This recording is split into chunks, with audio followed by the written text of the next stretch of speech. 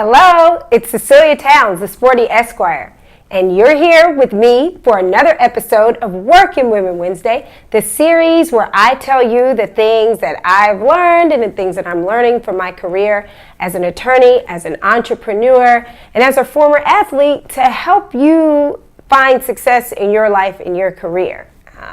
Kind of trying to give you some cheat codes, people. So last week I talked to you about the importance of investing in your career. And you know, I don't like telling you guys things without actually showing you how to get them done. And so this week is sort of an expansion on last week, and I'm going to tell you how to go about investing in your career. Again, you have to be willing to invest in your own career development if you're going to expect yourself to grow, if you're going to expect other people to want to invest in you. And so the first thing that I would suggest if you're trying to invest in your own career growth is to read and research. Educate yourself. So, you know, you have gone to college probably and you have this great degree. You've maybe taken some trainings at work or those things are great, but you should be constantly learning about your craft. Buy books that are in line with your field of practice. If you're in tech or in some field that's constantly changing, like me, the law, you definitely want to be constantly reading about your area of practice. You're only going to be able to establish yourself as an expert, as someone who's knowledgeable, if you stay up on what is current. I remember when I first got into employment and labor law, I immediately knew that I needed to play catch up. And so I signed up for these online publications, which a lot of them were free, and they were just sending me information on the latest cases, the latest arguments being made, all sorts of information just so I could just constantly be reading about what's going on. That's what you need to do. Buy the books. Pay the subscription fees. Don't be cheap because it will be worth it. It'll be worth it for you personally to know that you have this information. And then it'll be worth it because it'll help establish yourself as an expert in your field. The second thing that you want to make sure that you're doing is that you want to attend different conferences. You want to attend different courses. This is, again, an expansion of your knowledge base, but it'll allow you to connect with other people in your field. I can't tell you how important has been to my career to go to conferences that are related, for the 9 to 5 in employment and labor law, for sports related things. I remember when I was first trying to get beyond the game off of the ground, and I needed to get some clients, I needed to meet people in the industry, and so I paid a ton of money.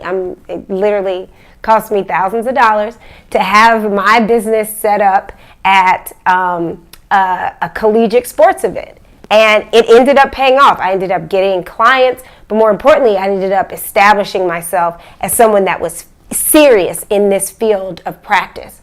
And that's actually kind of a lot of the thought behind the Women in Sports Empowerment Summit that we have coming up in January. It is an opportunity for people to meet one another in the industry, to share what they know, but to also let people know that, hey, I am serious about my craft. I am serious about growing my knowledge base. So I'm here to learn from experts. I'm here to meet other people. I'm here to invest in my own career growth. And I've heard a lot of people, when I talk about our conference, the Gladiator Summit, when I talk about other conferences, they're always sort of concerned about money. Well, they're expensive. Yes, they can be expensive, but again, things that are worth having, they often are going to cost something. So the first thing is you should invest in yourself, okay? You should decide that your career development is important to you, and then be willing to do whatever you need to do to afford yourself the ability to invest in yourself. So if that is, saving up your coins, if that is maybe not going out every 2 weeks so that you can have the money to pay for this conference, do that. One of the things I always tell people to do is if you see a conference and you think it's at all related to what you do at work, if you have a boss, ask your boss to sponsor your attendance. If you check the site for gladiatorsummit.com, we actually show you how to have that exact conversation with your boss. Talk to your boss. A lot of times they are willing to sponsor your attendance to different conferences, to different events, if they think that it's going to benefit not just you, but the company, the brand, their mission at the end of the day. So convince them of that, and you can actually end up going for free. The third thing and final thing that you want to do is that you want to network within your industry. If you want to invest in yourself, you want to see growth in your career, attend networking events. I keep telling you guys this, your network really is your net worth. That is, whatever your network is, that is your sphere of influence. So if you're trying to grow, if you're trying to establish yourself, you want to broaden your sphere of influence. So go to things like the Gladiators Mixer. Go to the meetups that are related to, specifically to your field of practice. I mean, some people go to just any old networking event. I personally am not a supporter of that. I have way too much to do, and I think that I think it's important to be very strategic about the kind of events that you're spending your money on and spending your time at. So I recommend going to the networking events that are specific to, your practice area, your field that you're trying to go in. But go to them, meet these people, and don't just meet them. Keep in contact with them. I did a series on networking, Workin Women Wednesday on networking some weeks ago. Definitely go check that out if you're unsure about how to navigate the whole networking scene.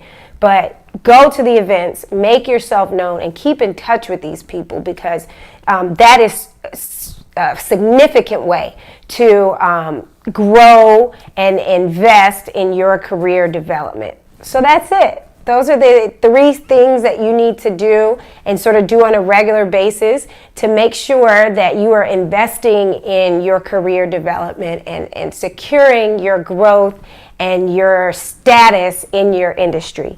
Read and study up on, relevant materials, relevant information. Be willing to pay for it. Attend courses, attend conferences that are in your field that will put you around other experts that you can learn from and connect with. And then go to just general networking events in your area so that you can grow your sphere of influence. This is Cecilia Towns, the Sporty Esquire. This has been another episode of Workin Women Wednesday. I appreciate you joining me. I would really appreciate it if I saw you on January 30th, 2019 at the Gladiators Women in Sports Empowerment Summit that I just discussed. If you want more information about it, you want to buy tickets, definitely hit up the website, gladiatorsummit.com. Otherwise, you know the drill. I'll be back here next week, the same bat time, same bat channel, with more great information for you to develop in your career. Thanks for tuning in. Bye.